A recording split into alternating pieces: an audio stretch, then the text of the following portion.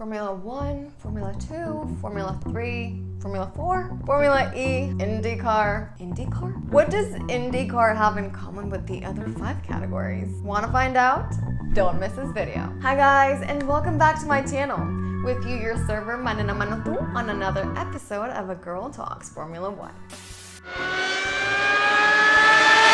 So yeah, at the beginning of the video, I was mentioning quite a few Formula 1 categories. Ha, just kidding. They're not Formula 1 categories per se, as many of us might have thought. Actually, the Formula 1 is just one category that is part of Formula racing. So what does Formula 1, Formula 2, Formula 3, Formula 4, and Formula E have in common with Indy Car? Believe it or not, Indy Car is also part of the Formula family. So today I have for you the types of Formula racing categories. Formula racing is very, very important. It is an open-wheeled, single-seated motorsport. The cars are actually custom designed. And Formula racing has a lot of categories in which the Formula 1 happens to belong to. So let's talk a little bit about each one, and then let's move on to types of categories in Formula racing that are not necessarily that well known into this racing category. So when did each category begin? The Formula 1 started around 1946, but it really started becoming acknowledged until 1950,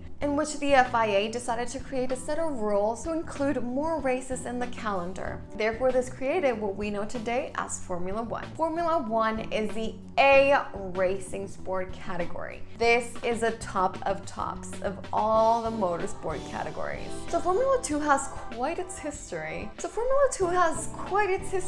It actually started in 1948, which was later on replaced by Formula 3000 in 1985. And then in 2005, it became GP2 series, and in 2017, it once again became Formula 2.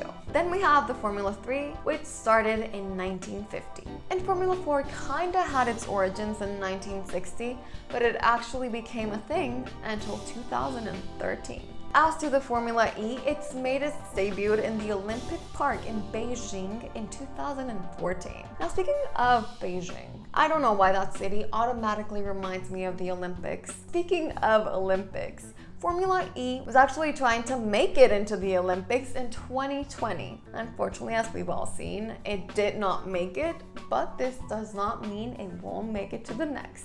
So now I'm going to be talking a bit more about the categories. If you want to know everything about Formula 1, I filmed a video right here or right here, whichever side, in which I talk about the story of the Formula 1. So now that we're going to dig a bit deeper into the types of categories of Formula racing, it's only natural that we start with Formula 1, which is the top of tops, just saying. So this category is actually very exclusive, and it has budgets and sponsorships.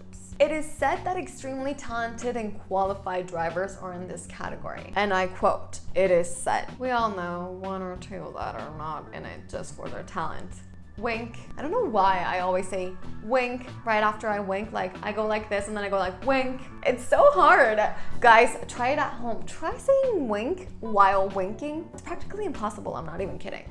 Whoever does it, dude, I owe you a shot. Anyway, back to our topic. Formula 1 is also very modern and technological when it comes to their cars. These cars are so fast, they get to reach up to 220 miles per hour. In this category, we have 10 teams, and there are 20 drivers, but only one world champion. In 2020, or what would be the last world champion the Formula 1 has had up to date, was Lewis Hamilton from Mercedes. This type of category is worldwide. Following up, we have Formula 2. This is basically the passage for younger drivers to move into Formula 1. This category allows them to compete at high levels in motorsport, but in this case, all cars are the same. And a fun fact about this is that all drivers rely on same team engineers for racing. When it comes to Formula 2, it's more of an individual test and driving skill, you know? But in this case, what makes it different than Formula 1 is that there's 11 teams and 22 drivers. This is also a worldly category,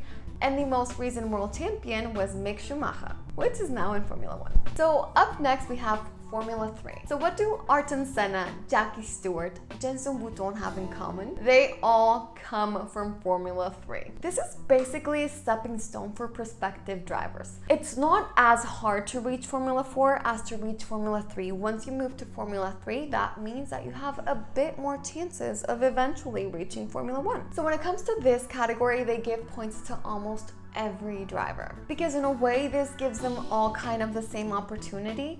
And in this category, the cars are also the same. In Formula 3, we have 10 teams, but 30 drivers. And this is also a worldwide category. Their most recent world champion is Oscar Piastri. And then we have Formula 4, which is basically like the baby of the Formula 1, 2, and 3 categories. Most Formula drivers start in this category, and this is kind of like the intermediate point between karting. And even though Formula 4 cars used to be the same, now they can be different as long as the engine remains the same. Here, it's kind of hard to say how many drivers and teams there are, since it depends on the region. We have the USA, we have the European, we have the British, we have the Mexican. So there are many last season's world champions. Impossible to say them all. If you are interested to know, don't forget to Google it. So these ones, as I said, are based on regions instead of worldwide. Up next, we have the newest addition, which is Formula E. And this one might also be the most interesting in the sense that its purpose is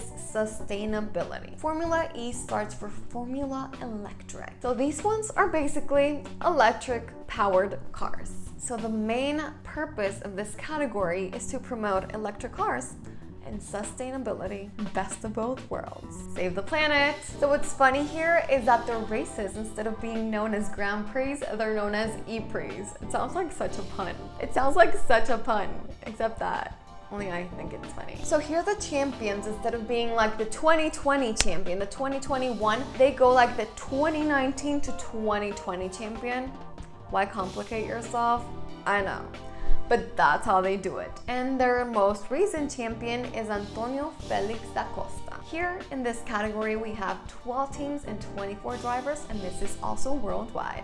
So other categories that we're not going to go into details with that are also part of Formula racing, we have Indy Car, US Formula 2000 American version of Formula Ford, Super Formula, also known as Formula Nippon, and Formula Challenge Japan. So did you guys know about all these categories that belong to Formula racing that I didn't know of? Okay, so if you did, kudos to you, my friend, you're very smart.